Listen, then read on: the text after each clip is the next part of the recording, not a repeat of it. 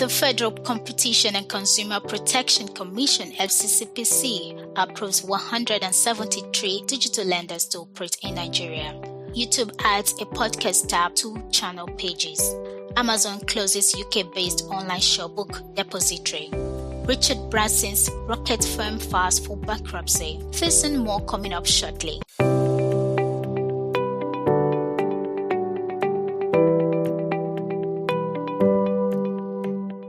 You're listening to The TechNet Show, your weekly dose of the latest tech stories, analysis, interviews, and opportunities in the world of tech. If you're a techie or an enthusiast looking to stay up to date, this is the show for you. Be a part of the conversation and stay connected to our tech community on Telegram at TechNet Show. Hello everyone, welcome to the TechNet Show. I'm Victoria Imeje, and this week we are bringing you some of the top trending stories in the world of tech. To ensure to click the follow button or subscribe button and catch up with our previous podcast conversations. Without further ado, let's get into the stories making the headlines this week. And we are starting from Nigeria and African region. Paxful, a US-based crypto exchange with a large presence in Africa, has shut down its operation. According to reports, Paxful has closed down due to tough regulations. Consumers are advised to withdraw their funds from the platform. Meanwhile, the CEO, Ray Youssef, blamed this outcome not only on tough regulations but also on the departure of key employees, stating there were no engineers, compliance team members, or security personnel. The peer-to-peer market has faced heavy regulatory challenges, especially in the US. Paxful is the latest crypto company to shut down operations since the crypto winter of 2022.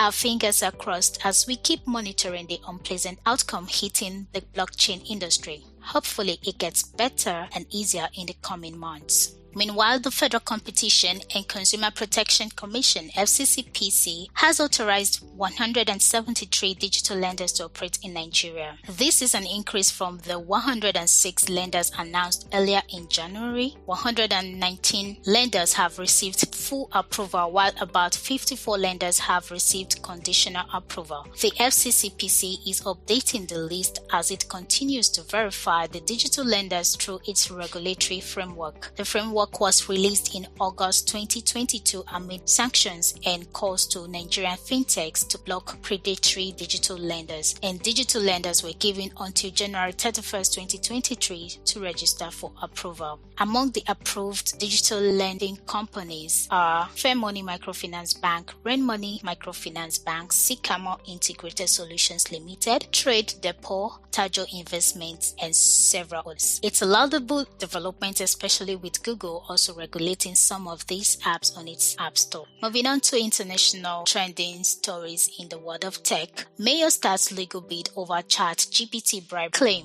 Australian Mayor Brian Hood may take legal action against the advanced chatbot ChatGPT owned by OpenAI for falsely claiming he was imprisoned for bribery. Hood was actually a whistleblower and was never charged with a crime. His lawyers have sent a concerns notice to OpenAI, which has 28 days to respond. If OpenAI fails to respond, Hood could take legal action against the company under Australian law. This would be the first time OpenAI has forced a defamation suit over the content created by ChatGPT. However, OpenAI is yet to respond to the suit. The AI controversies are just about getting started. Still about AI chatbot, student creates app to stop cheats using EssayBot. A student from Bristol University, Ed Daniels, 22 years, is developing software to protect the education system from AI-generated essays. He began his software startup, AID.UK, as a part of his university course project that involved integrating AI with education. His app can detect if an essay has been generated using AI. He said that the motivation behind the software is to prevent inequality in academic settings, and his desire is to level the playing field and ensure that everyone has access to equal resources. The software uses AI to detect the use of AI, and Ed Daniels says it's like fighting fire with fire. According to him, richer students have a real advantage as the best models of essay writing boards are expensive. GPT-4, the most advanced model, costs £20 a month. One thing I agree with Ed Daniels on is fighting fire with fire. Well, I'm extremely impressed with how young people are creatively developing solutions. More to come.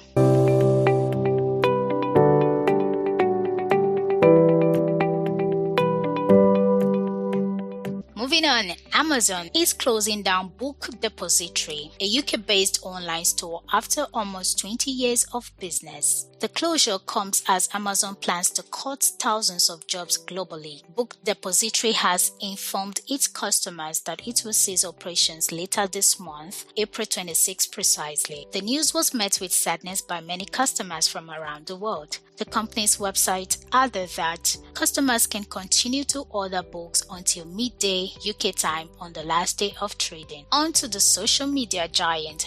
TikTok fined £12.7 million for misusing children's data. UK data watchdog fined TikTok £12.7 million for not protecting children's privacy. According to the Information Commissioner's Office, TikTok allowed 1.4 million UK children under 13 to use the platform in 2020 and use their data without parental consent. The ICO found that children's data may have been used to track and profile them and show them harmful or inappropriate content. However, TikTok said it had taken measures to prevent under 13s from accessing the site, but the ICO found many were still able to do so. The Information Commissioner John Edwards said that TikTok had broken laws meant to protect children.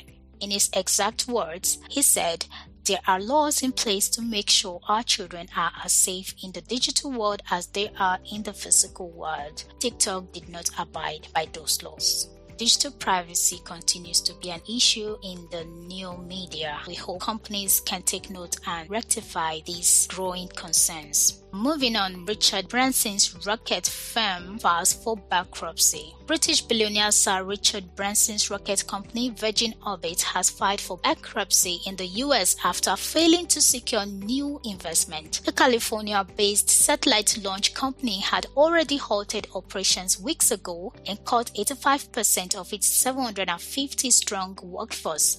Virgin Orbit's boss Dan Hart said the company would now concentrate on finding a buyer for the business to provide clarity on the future of the company to its customers, vendors, and employees. Virgin Orbit was founded in 2017 as a spin-off from Sir Richard's space tourism company Virgin Galactic. Such a pitiful one there. Finally, YouTube has added a podcast tab to channel pages which displays playlists marked as podcast by digital creators. The tab appears globally between the live and playlist tabs.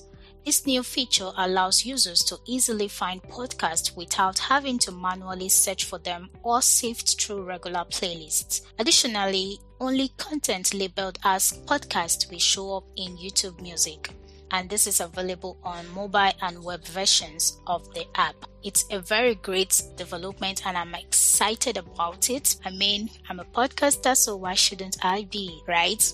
These are some of the trending stories we tracked and made several other headlines this week. Would like to know what your thoughts and reactions concerning YouTube's podcast feature is. Leave us a comment here and on our social media at The Techness Show. Special credit to The Verge, TechPoint Africa, BBC News, and 9to5 Google. Thanks for being a part of this week's updates. Tech Conversations continues next week with an intriguing topic you don't want to miss. Enjoy the rest of your week. Thanks for being a part of today's conversation on The Techness Show. Do follow us on social media at The Techness Show. Join our growing tech community on Telegram at Techness Show so you'll never miss any updates.